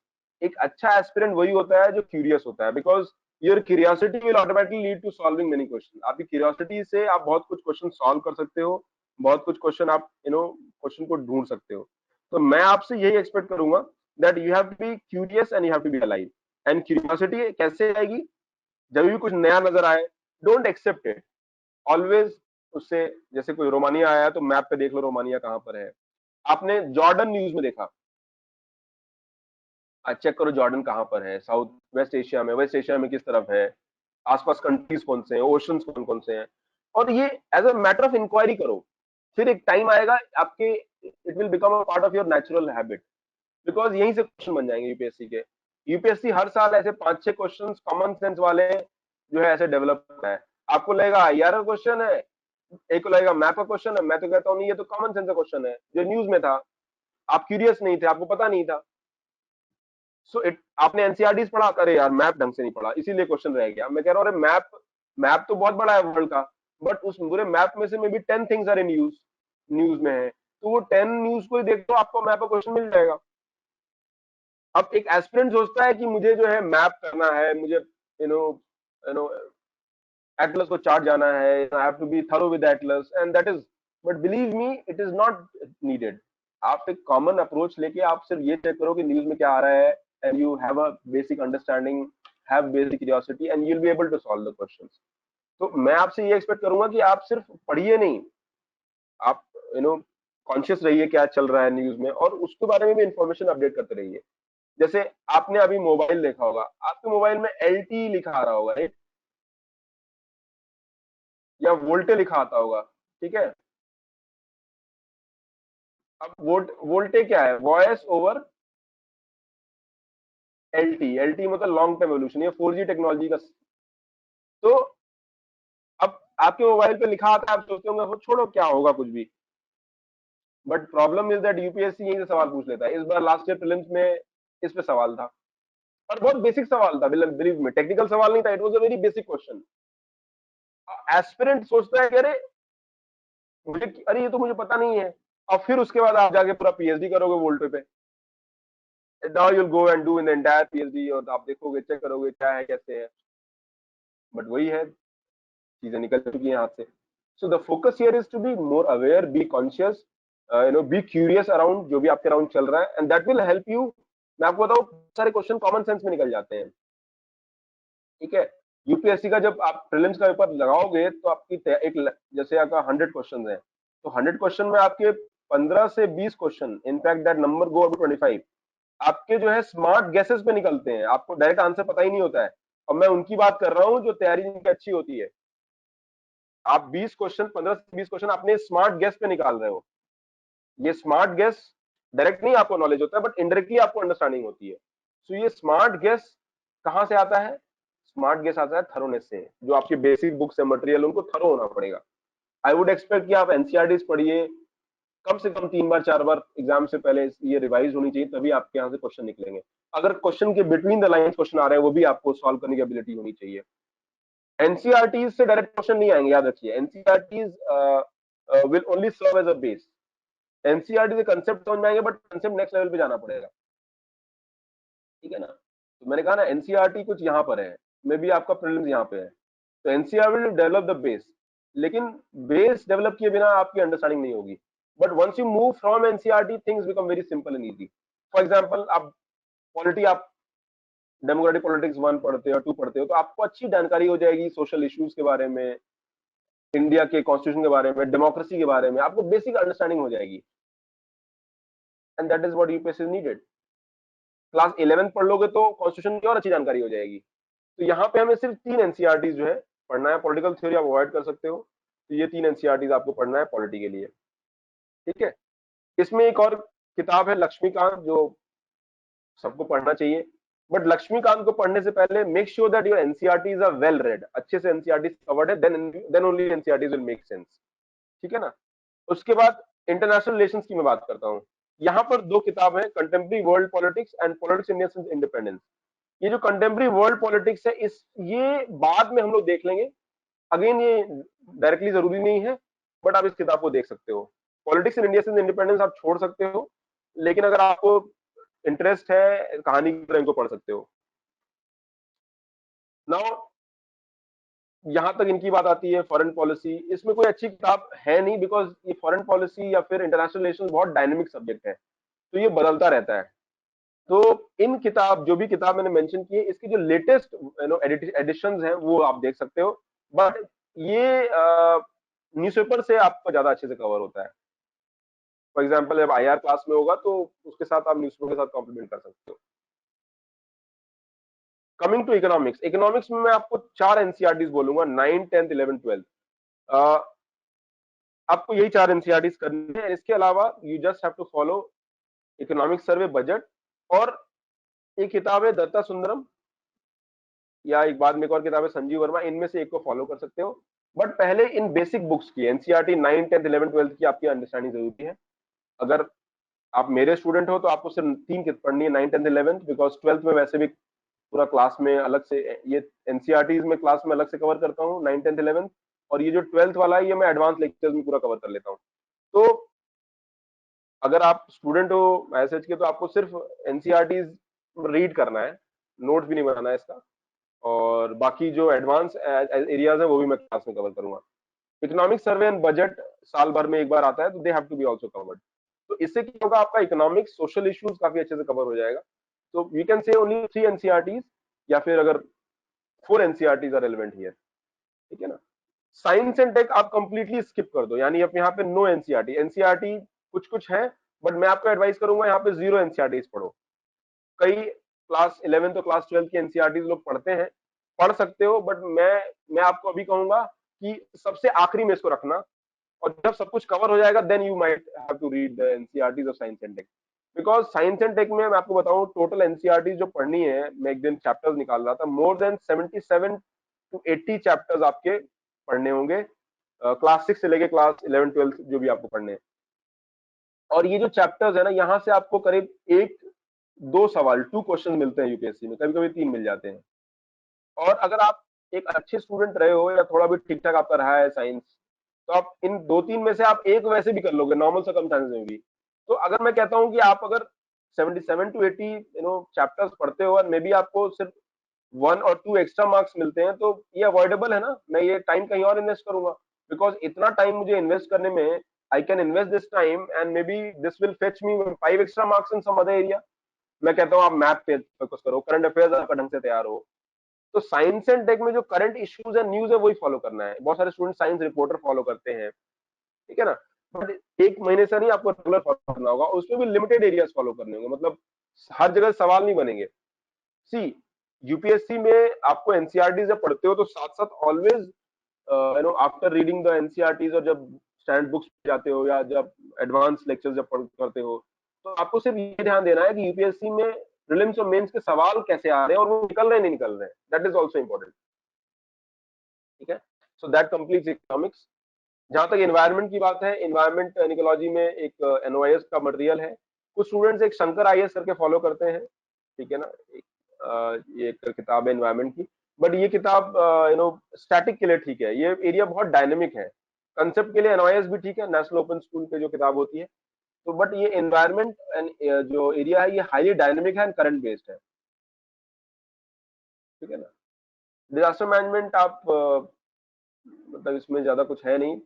Disaster management act 2005 का एक रिपोर्ट आया है, वो आप पढ़ सकते हो, ठीक है ना। और इंटरनल सिक्योरिटी के लिए इड्सा की रिपोर्ट होती है, ठीक है ना, इंडियन डिफेंस की रिपोर्ट्स होती हैं, वो देखी जा सकती हैं, प्लस करंट इश्यूज। ठीक है, ये मेंस का पार्ट है, वैसे भी दीज आर मेंस। एथिक्स के लिए एक क्रॉनिकल की एक लेक्सिकन है, वो थोड़ी ठीक है, which can be followed and it can be complemented from second ARC. Second ARC से आप इसको अलग से पढ़ सकते हो। So that covers the GS part के बुक्स और मटेरियल को हम कवर जो है इसको कर रहे हैं। आप देखो ना, मैंने सिर्फ एक एक सोर्सेज बताए हैं, लिमिटेड सोर्सेज बताए हैं। इन सोर्सेज के करने के बाद अगर आपके पास बैंडविड्थ है, if you feel that you have bandwidth, then you should go for the extra sources. Now coming to the next level, बहुत सारे गवर्नमेंट सोर्सेज हैं, पीआईबी हो गया, पीआरएस हो गया, बहुत सारे प्रोग्राम्स आते हैं, बहुत अच्छे अच्छे प्रोग्राम्स आते हैं। तो इसमें आपको मैं एडवाइस करूंगा, सिर्फ एक मैगजीन फॉलो करिए, योजना। पीआईबी, आमतौर पे पीआईबी के नोट्स आप रेगुलर फॉलो कर सकते हैं, बट पीआईबी के नोट्स जैसे को अलग से पढ़ने की जरूरत नहीं है। अगर आप न्यूज़पेपर पढ़ रहे हैं तो मोरलेस चीजें कवर्ड होती हैं।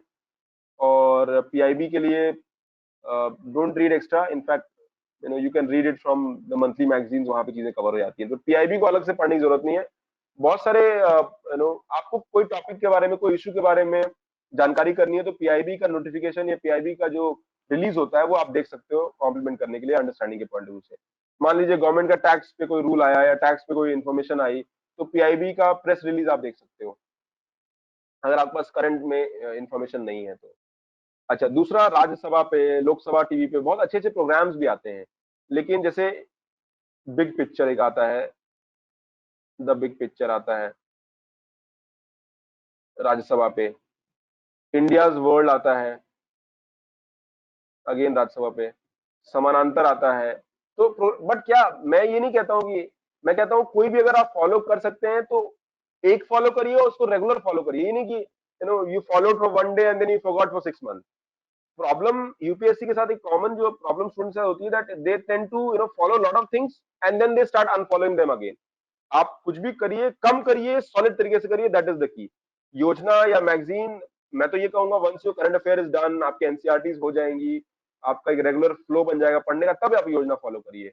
और योजना में इश्यूज पर आता है, तो इश्यूज उठाइए, उस पर शॉर्ट नोट बनाइए 4-5 पेज के, और उसको एक में साइड में कर दीजिए, बिकॉज ये सिर्फ आपके आंसर राइटिंग में या उसमें, बिकॉज योजना में आर्टिकल्स होते हैं, ठीक है। Then the next is note making. Note making में अब बच्चे क्या करते हैं, ऑनलाइन जाके या फिर मार्केट में जाके, आप करोल बाग जाओगे, जीटी नगर जाओगे, और आप मटेरियल खरीदोगे, कोचिंग के नोट्स लोगे, स्टूडेंट्स के जो है, ये टॉपर हैं तो इनके नोट्स आपने फोटोकॉपी करा लिए, रख लिए।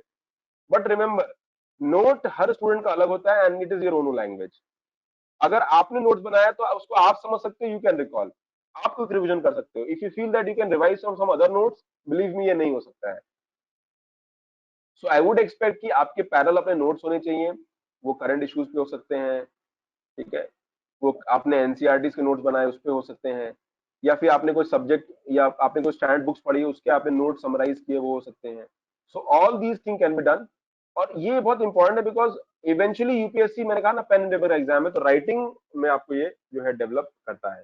सो मे नोट्स मेकिंग कैन ऑल्सो भी इंपॉर्टेंट एरिया। नोट मेकिंग अपने आप में अलग एक पूरा एक प्रोसेस है, ऑनलाइन कुछ लोग ऑनलाइन बनाते हैं, वन नोट, दिस नोट की, बहुत सारे तरीके होते हैं।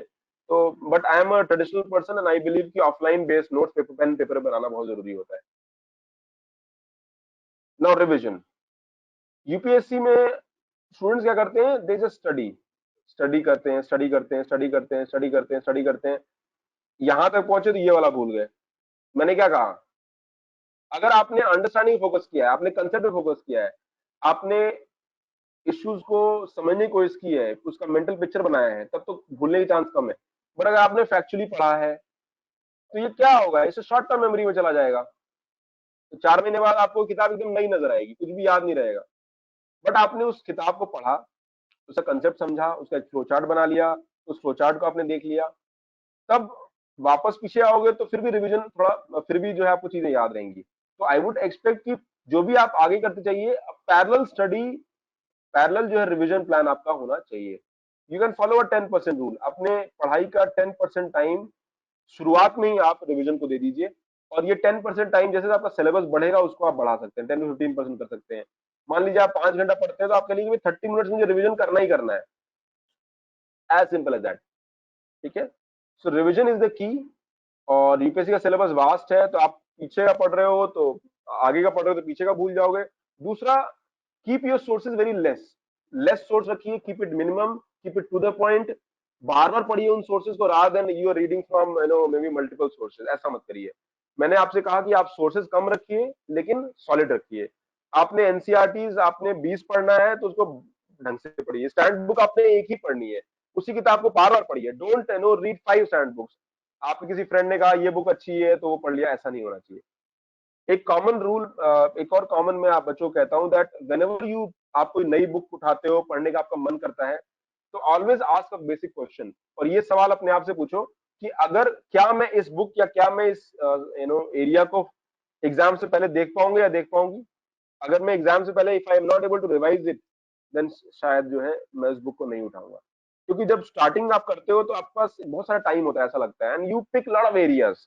आपने एक ही टॉपिक को दो तीन किताब से पढ़ लिया and you wasted your time. So let's not focus here. Focus less, study more of less and less. ज्यादा एक सोर्स को 10 बार पढ़िए rather than reading 10 sources once. ऐसा नहीं होना चाहिए। तो रिवीजन और पैरेलल रिवीजन जो है पैरेलली हमेशा होना चाहिए।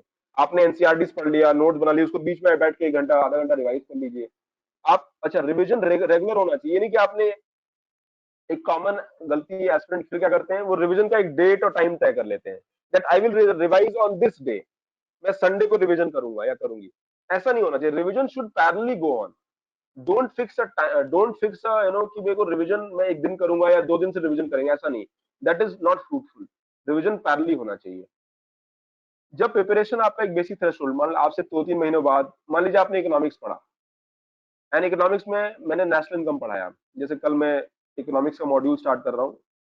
जो जो बच्चे एग्जाम जो प्रीलिम्स दे रहे हैं या जिनका रह गया है, जो मेरे ऑफलाइन स्टूडेंट्स हैं उनके लिए मैं स्टार्ट कर रहा हूँ। तो ये नेशनल इनकम मान लो पढ़ा, तो नेशनल इनकम पढ़ने के बाद आप यूपीएससी के सवाल देखो 10 इयर्स के कि आपके निकल रहे नहीं निकल रहे हैं। So previous year questions are must most reliable source. आपको इससे पैटर्न के बारे में मालूम होगा, डिफिकल्टी लेवल मालूम होगा, क्वेश्चन टाइप मालूम होगा, कंसेप्ट आप पढ़ रहे हो तो कंसेप्ट को कैसे समझना चाहिए, what kind of question might come from the concept, historically कैसे आए हैं, because you don't know what will come forward and hence you have to link the dot backwards. आपको अगर यूपीएससी का ट्रेंड जानना है तो आपको प्रीवियस ईयर पेपर को ही समझना पड़ेगा। ठीक है, it will help you understand which areas are more important, कौन सा सब्जेक्ट इंपॉर्टेंट है। मैं ये कहता हूँ कि पूरे यूपीएससी सिलेबस अगर 100 है तो इसमें शायद 30% ही रेलिवेंट है एग्जाम के लिए ज्यादा। बट ये 30% कौन सा है ये डिपेंड करेगा आपकी अंडरस्टैंडिंग ऑफ द सिलेबस पे एंड प्रीवियस ईयर पेपर पे। ठीक है, और क्वेश्चन लगाने से ये भी मालूम होता है कि कट ऑफ के नजदीक हो, and that will develop the self assessment. So solving previous year question का कोई और पैरेलल नहीं होता है। इसलिए मैं आपसे एक्सपेक्ट करूंगा कि प्रीवियस ईयर क्वेश्चंस की, प्रीलिम्स और मेंस की बुकलेट या एरिया अपने साथ हमेशा रखिए। और बीच बीच में जैसे मान लिया आप चाय पी रहे हो, कोई ब्रेक ले रहे हो, कोई पढ़ नहीं रहे हो, ऐसे उठाए, just read the question, just see question कैसे आ रहे हैं। Try to develop an understanding ये क्वेश्चन हो सकता है आज you know it could be possible that ये क्वेश्चन आपसे आज नहीं निकल रहा है, but at least the idea is not to solve the question today only. Idea ये है कि आप क्वेश्चन की अंडरस्टैंडिंग को समझते हो। आपको जैसे आपने डिजास्टर मैनेजमेंट का क्वेश्चन देखा, आपने डिजास्टर मैनेजमेंट नहीं पढ़ा है लेकिन इसके क्वेश्चन आपने 2-3 बार देख लिए। अब जब डिजास्टर मैनेजमेंट आप रिवाइज करोगे या पहली बार पढ़ोगे तो आपके दिमाग यू विल बत्ती जल जाएगी तुरंत। अच्छा, यहाँ से सवाल ऐसे आते हैं, ओके ओके ओके। आप सडनली आपका डिजास्टर मैनेजमेंट टॉपिक में आपका फोकस उन एरियाज पे जाएगा जहां सवाल बन सकते हैं, because you have understood the pattern of the examination. तो ये जो है that is the key for examination, जो एस्पिरेंट समझ नहीं पाते हैं। तो मैं आपसे एक और करूंगा, एक तो सिलेबस है, ठीक है, दूसरा previous year question papers prelims as well as mains. इसके अलावा यूपीएससी को जानने कोई तरीका नहीं, और इसके लिए थॉरो एफर्ट इज नीडेड, और ये रेगुलर होनी चाहिए। ये नहीं अगर आपका प्रीलिम्स निकल गया है, आपका मेंस निकल गया है, फिर भी मैं आपसे कहूंगा बार बार क्वेश्चन देखिए।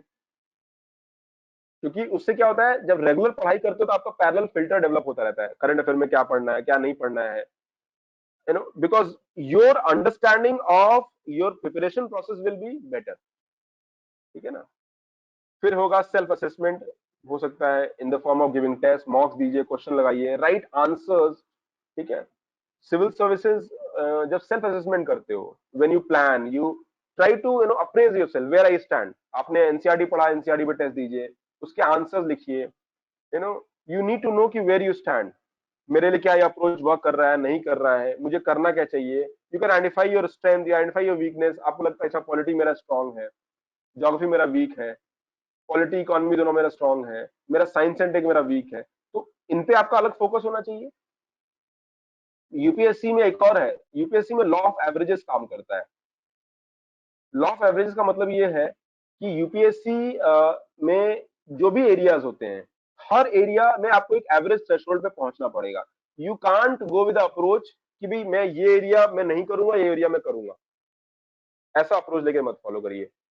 बेसिक लेवल पर, एनसीईआरटी लेवल पर, बेसिक लेवल पे आपको हर सब्जेक्ट पढ़ना होगा, बिकॉज यूपीएससी में जो क्वेश्चन होते हैं वो चेंज होते रहते हैं, ठीक है ना। Again last and the most important part, answer writing is the key. Answer writing का कोई पैरेलल नहीं है। Answer writing is about skills, it's about good communication. आपका, मैं आपको बताऊं, मैं ऐसे ऐसे एस्पिरेंट्स को जानता हूं, जैसे अभी 4-5 महीने पहले टेस्ट सीरीज प्रोग्राम चल रहा था, मेरे पास बहुत सारे ऐसे बच्चे आए जिनका नॉलेज लेवल अनपैरेलल था। मतलब उनका नॉलेज लेवल इतना था कि उनके पास फैक्ट, डेटा, इंफॉर्मेशन, रिपोर्ट्स की रिपोर्ट याद थी उनको, but their answer writing was not good. उनका कम्युनिकेशन वीक था। क्या हुआ? इंटरव्यू कॉल नहीं आई। डे वन से जब मैं मिला, मैंने कहा बेटा आंसर राइटिंग तो आपका थोड़ा वीक है, इस पर काम करने की जरूरत है। And answer writing is nothing related with आपके स्टडी के से जुड़ा हुआ नहीं है। Answer writing is skill. Can you communicate? आपने आपने कोविड क्राइसिस के बारे में पढ़ा, या फिर आपने गवर्नमेंट के इकोनॉमिक मेजर्स के बारे में पढ़ा। मैंने कहा इस इकोनॉमिक मेजर्स को 200 वर्ड्स में एनालाइज करिए। You should have this ability. अगर आप फैक्चुअली आप चीजों को देखते हो तो आप डेवलप नहीं कर पाओगे। Answer writing is about thought process, answer writing is about clarity of thought, answer writing is about आपके टेस्ट ऑफ पर्सनैलिटी भी है। Answer writing is about balance, answer writing is about एक अच्छा कम्युनिकेटर जो है बहुत इंपॉर्टेंट है, because UPSC में कल को आप लीडर बनोगे तो you have to be good communicator, ठीक है। सो ये सारे एस्पेक्ट बहुत इंपॉर्टेंट होते हैं। And starting early has always advantage. जैसे मैं कहता हूँ अभी आपका कोविड चल रहा है तो utilise this, start early. First mover advantage है। Don't wait for the time कि हाँ इस दिन होगा तो करूंगा। So that completes this. ये मैं आपको पीपीटी शेयर कर दूंगा। अगर आपके कोई सवाल है, you can ask me directly and then I will close the session. Okay, so Keshav had a question, PIB current affair. Keshav, don't read it, PIB. वैसे भी आप सिर्फ न्यूज़पेपर पे स्टिक करो, ठीक है। बाद में PIB के कोलेटेड सोर्सेज मिलते हैं, but I think that is not so important because PIB is current news only, ठीक है ना। Any questions guys, you can ask me. कुछ सवाल दिमाग में है आप पूछ सकते हो।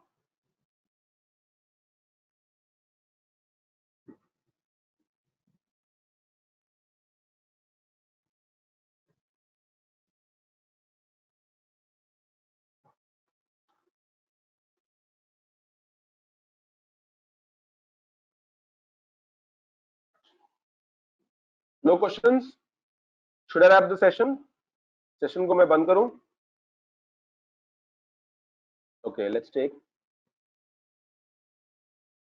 अच्छा, ठीक है, ठीक है। तो बीना का सवाल है, सर मैथ्स किस टाइप का आता है? बीना देखिए, मैथ्स बेसिकली, अगर मैं आपको इस थोड़ा स्लाइड में आपको पीछे लेके चलता हूँ।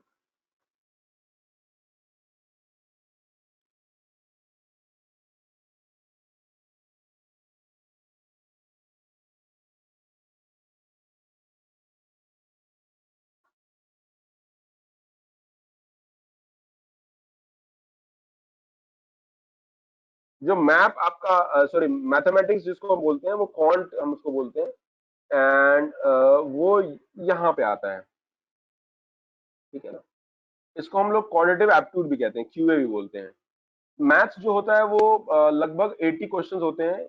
अगर हम सीसैट की बात करते हैं तो सीसैट में अराउंड 30-35 क्वेश्चन आपके जो होते हैं वो वीए पे होते हैं, वर्बल एबिलिटी जिसको हम इंग्लिश कहते हैं, इंग्लिश कॉम्प्रहेंशन, आरसी, ठीक है ना, क्रिटिकल रीजनिंग। और बाकी जो 40-45 क्वेश्चन होते हैं वो मल्टीपल एरिया से होते हैं। उसमें मैथ्स होगा, रीजनिंग होगा, क्रिटिकल रीजनिंग होगा, जनरल जनरल मेंटल एबिलिटी होगा। तो आप मान के चलिए कि आपको 10 से 12 क्वेश्चन ही जो है मैथ से आते हैं। और इसमें भी क्या होगा, एरिथमेटिक पे फोकस होता है, ठीक है ना, जैसे ratio and proportion, speed, distance and time, ठीक है। उसके अलावा you know average and allegations, ठीक है आपका। तो basic compound interest, simple interest, रेश परसेंटेजेस, इस पर जो है ज्यादा टाइम आप देते हो। तो और ये बहुत बेसिक होता है। इसमें भी देखो, अगर 12 सवाल होते हैं तो इस 12 में से अगर आपने 10th पास किया है तो 7-8 क्वेश्चन आप इजीली अटेम्प्ट कर लोगे। 3-4 क्वेश्चन होंगे जो टफ लेवल पे होंगे, जिनको आप स्किप कर सकते हो। Okay, so Shubham has a question. Sir, I have 8 years gap between 12th and graduation. Shubham, what is your age? अपनी आपकी एज क्या है? अगर आप एज की क्राइटेरिया मीट करते हो, यूपीएससी में कोई ऐसा फर्क नहीं है। It is completely okay. UPSC का क्राइटेरिया है ओनली ग्रेजुएशन। अगर आप ग्रेजुएशन आप हो, आपके गैप क्या है, आपका previous history is immaterial, because UPSC will not check कि आपने क्या पढ़ा है क्या नहीं पढ़ा है। पहली बार ये जो क्वेश्चन आता है तो इंटरव्यू स्टेज पे आता है, ठीक है ना। सो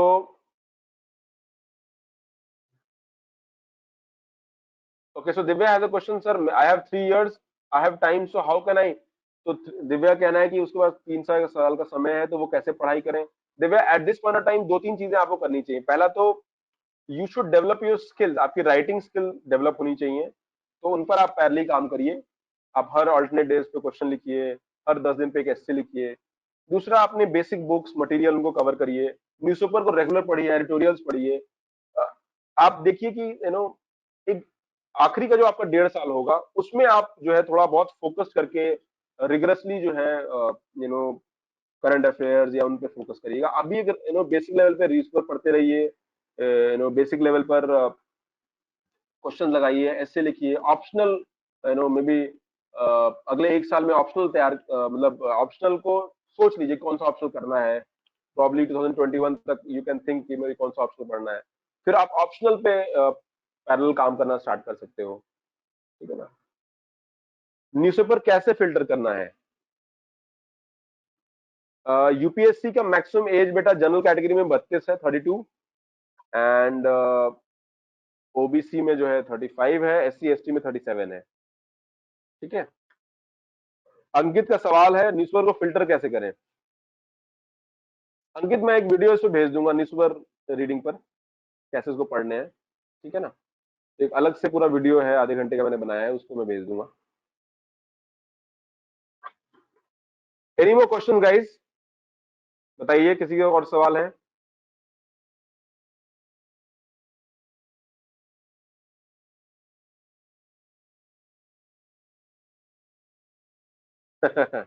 सुबह में क्वेश्चन, सर क्या मैं पूरे रात भर पढ़ सकता हूँ? I don't have a time in the day. See Shubham, it is not about preparation time से नहीं होता है। आपको एक बेसिक अपना स्टडी प्लान बना के काम करिए। मैं भी जब जॉब में था, जब मैं तैयारी कर रहा था, तो और मैं रात में 2-3 घंटे रोज पढ़ता था, 3 घंटे 4 घंटे। जॉब से आने के बाद भी मैं 2-3 घंटे रात में पढ़ता था। तो एक बैलेंस 5-6 घंटे का स्लीप आपका होना चाहिए, 6-7-6 घंटे का। तो उसके अलावा जो भी आप टाइम निकाल सकते हैं दिन में, रात में, जब भी निकालिए निकालिए, पढ़िए, ठीक है ना। So it is not important. ऐसे राइटिंग कैसे स्टार्ट करना है?